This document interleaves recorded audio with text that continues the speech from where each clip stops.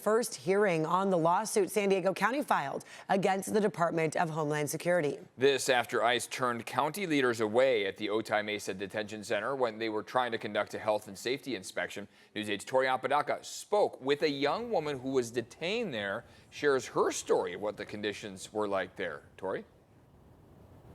That's right. Milena Araya Davis, that young woman, was brought to the U.S. with her family as a child. She had been a DACA recipient for years, and she tells us that she knew the risk of showing up to her green card meeting back in December, but she went anyway. What was supposed to be a joyous moment turned traumatic for her. She says she is still processing it, and even in those darkest moments, never realizing how it would bring light and impact others.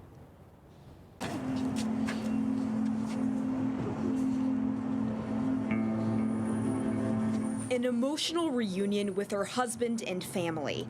It's a moment 26-year-old Milena Araya Davis could only dream about as she was locked in a cell at the Otay Mesa Detention Center. This is my home. I don't know Peru. As much as I am proud to be Peruvian and be Latina, like, this is my home. Milena's family brought her to the U.S. from Peru when she was 4. Since then, she's achieved what some would call the American dream. Graduated college, got her master's, started her career as a mental health therapist, and recently married her college sweetheart. It just feels really dehumanizing to do all of that and try to do things right and be like an outstanding citizen. And still end up handcuffed and in a jumpsuit for overstaying her visa. Hi, my name is Mila, and I've been trying to get my life together after being detained by ICE. But the mental health therapist has been finding her own therapy through TikTok as she works through the trauma. So I'm going to tell the story about how I got arrested by ICE at my green card interview. Milena's viral video details how the interviewer at her meeting at the USCIS office in San Diego had just told Milena and her husband that her green card was approved. But her next words changed their lives forever. I'm so sorry. This is not my decision, but there are some people outside waiting to speak with you. 3 ICE agents were waiting outside the door and came in to arrest Milena, even though she says they told her they knew she was not a criminal and they were just following orders. He just kept telling my husband, like, don't worry, we're going to treat your lady with respect. But Milena says that's far from what the next week would look like.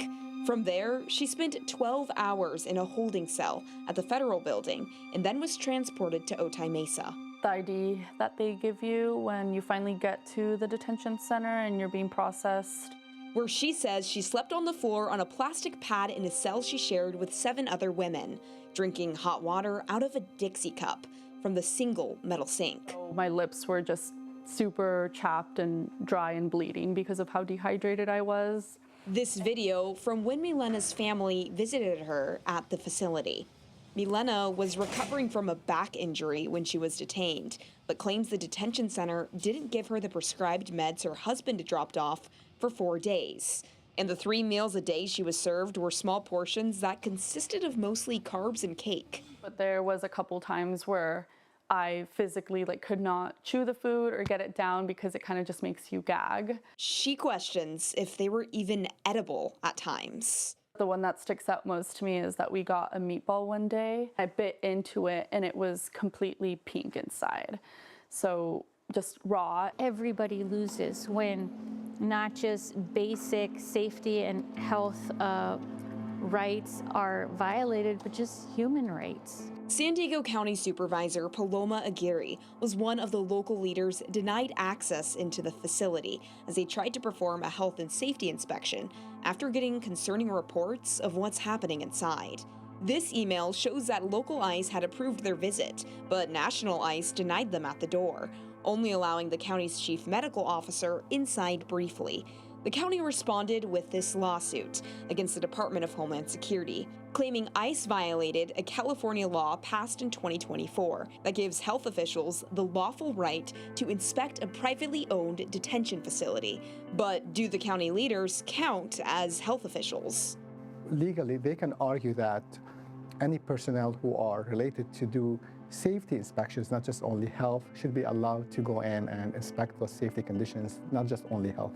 Immigration attorney unrelated to the lawsuit, Habib Hasbini, says the judge will need to determine what qualifies someone to assess safety. Do you think that county supervisors are qualified to take that type of health and safety approach? Absolutely. Or should it just be the chief medical officer?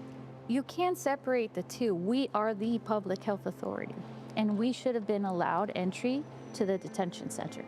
What has life looked like for you since then? It's been really hard when I'm still having those times where I can't sleep or I'm crying or I'm shaken up. I feel like I shouldn't be. For Milena, she's still healing from the trauma from the week she spent locked away. Hi everyone, this is my cat. The whole reason I wanted to post about it in the first place was just to help someone, to help one person. Hoping to humanize her experience as an undocumented immigrant. This whole process feels very, very lonely, even though I'm not the only one going through this. As her heart breaks for those who are still in custody or could be next. I'm constantly anxious and just sad that this is happening to so many people, and it's something that happened to me.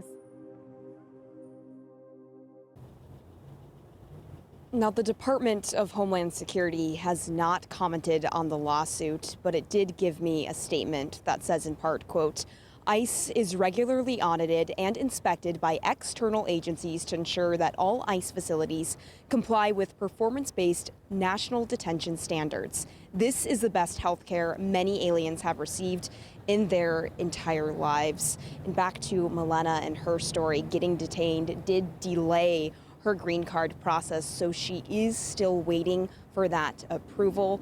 As far as the lawsuit, that hearing is set for 11 this morning, and we, of course, will continue to track all of this.